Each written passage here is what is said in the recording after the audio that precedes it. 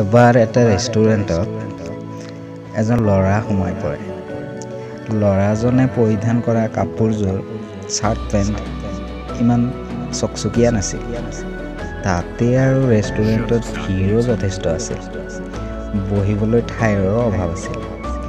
সেয়ে বাকীবোৰৰ দৰে ৱেইট কৰি আছিল টিকেটৰ বাবে। ল'ৰাজন লেতেৰা অব্যৱহৃত সামান্য আঁতৰত থকা কাঠৰ চেয়াৰটিত বহি পৰিল ল'ৰাজনে। ৱেইটাৰ আহি ল'ৰাজনক কি ল'বা বুলি সোধাত ল'ৰাজনে ক'লে, মোক এটি চীজ বাৰ্গাৰ লাগিছিল, কিন্তু দামনো কিমান বাৰু? ৱেইটাৰে 100 টকা বুলি কোৱাত নৰ্মেল বাৰ্গাৰ কিমান বুলি ল'ৰাজনে উৎসাহৰে সুধিলে। ৱেইটাৰজনে খং কৰি পেলালে আৰু বাকী যিবোৰ কাষ্টমাৰ আছিলে ৰেষ্টুৰেণ্টত সেইবোৰে ৱেইটাৰক ধমকি দি ক'লে, কি হে? ল'ৰাজনক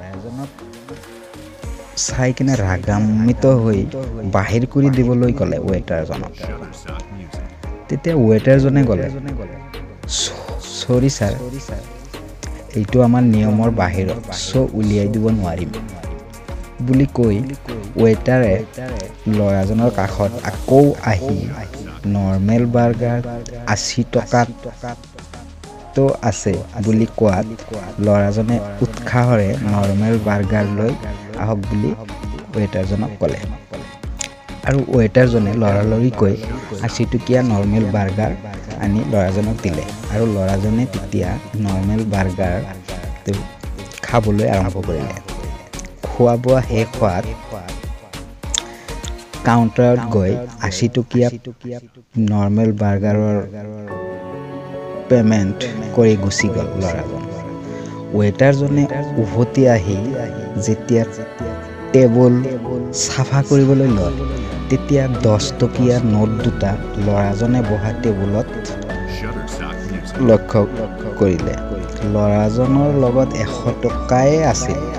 10 টকীয়া নোট দুটি ল'ৰাজনে ৱেইটাৰক দিব বুলি বেলেগকৈ ৰাখিছিল। আৰু ল'ৰাজনে 80 টকীয়া বাৰ্গাৰ সেইবাবেই খাইছিল যে বাকী থকা 20 টকা ৱেইটাৰক বৰঙণি দি গুচি যাব বুলি। এই ঘটনাটো চাই ৱেইট কৰি থকা বাকী মানুহবোৰ আচৰিত হৈ পৰিল।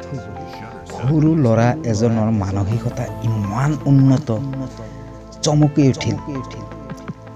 ইমান সৰু ল'ৰা এজনেও ৱেইটাৰৰ কথা চিন্তা কৰিলে, ৱেইটাৰৰ কথা ভাবিছিল, চিন্তা কৰিছিল।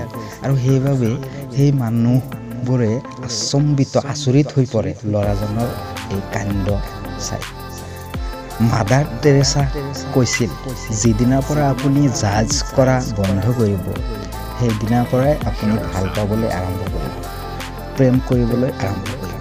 চ' ফ্ৰেণ্ডছ, সেইবাবে মানুহক জাজ কৰা বন্ধ কৰি দিয়ক আৰু ভাল পাবলৈ শিকক আৰু মানুহক ভাল পোৱা মৰম স্নেহৰে আগবাঢ়ি যাবলৈ অনুপ্ৰাণিত কৰক।